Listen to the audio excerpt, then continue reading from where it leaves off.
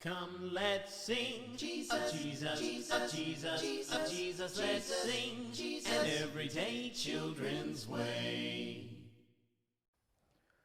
You shall not pass. No. Part.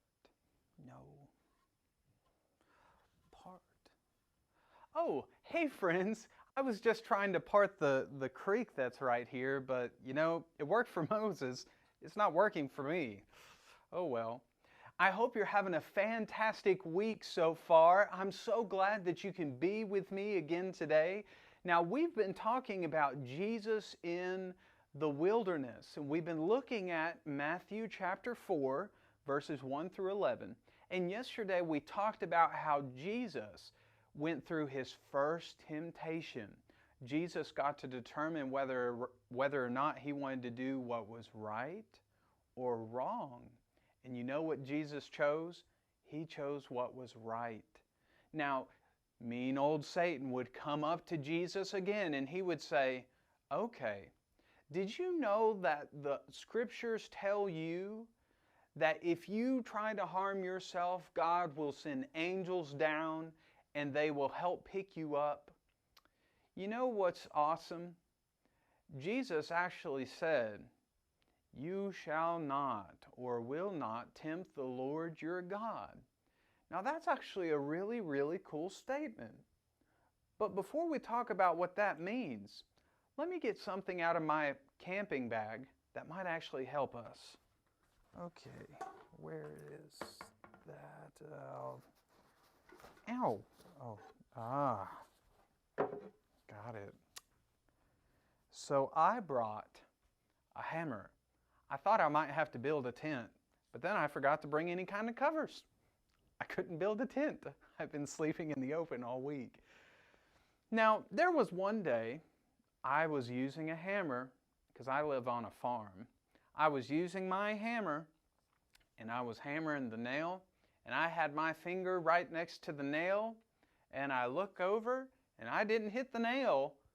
Well, I did, but I hit my fingernail. And it hurt so bad. And I threw the hammer away. I was so mad. I was so hurt.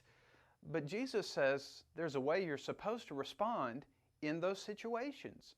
And we'll talk about that after we sing with our friend Paul. So let's go sing with Paul, and I'll see you in a few seconds. Let's go. Sing Christian songs with Paul. Thanks, E.T. Hey kids, would you like to sing another Christian song? How about I'm happy? I'm happy, I'm singing, I'm happy for my Jesus loves me so.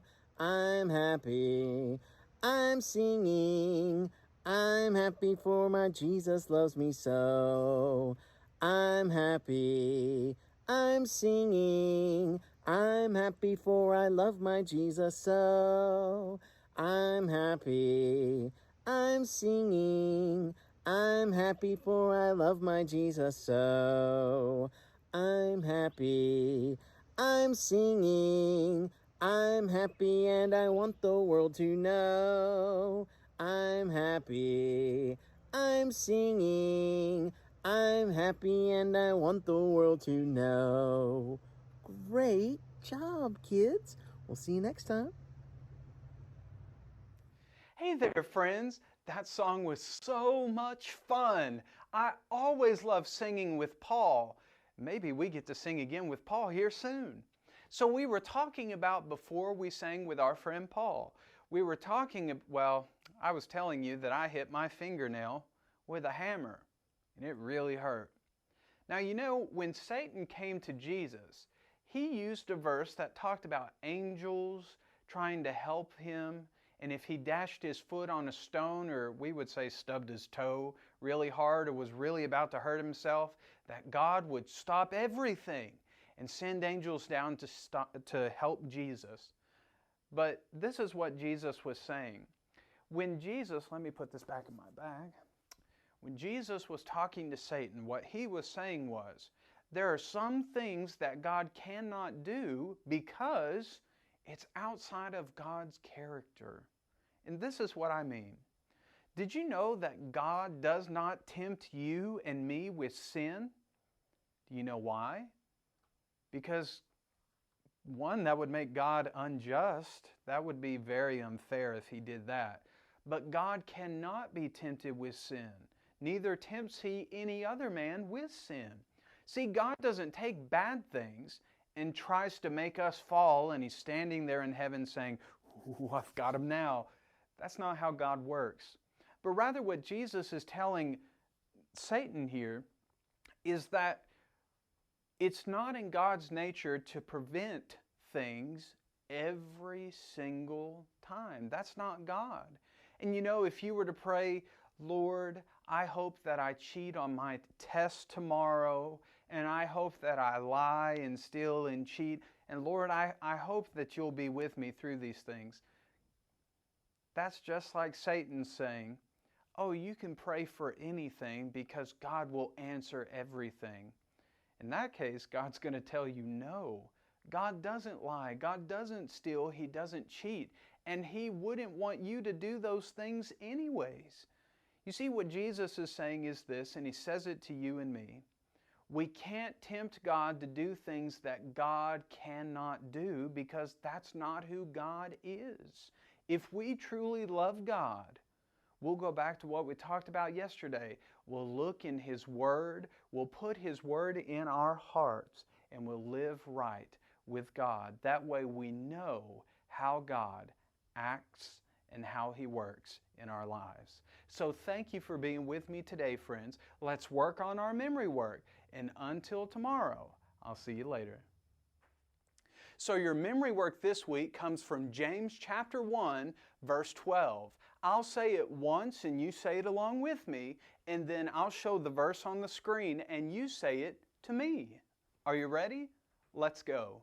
Blessed is the man who endures temptation, for when he has been approved, he will receive the crown of life, which the Lord has promised to those who love Him. Now you say it back to me. Are you ready? Go.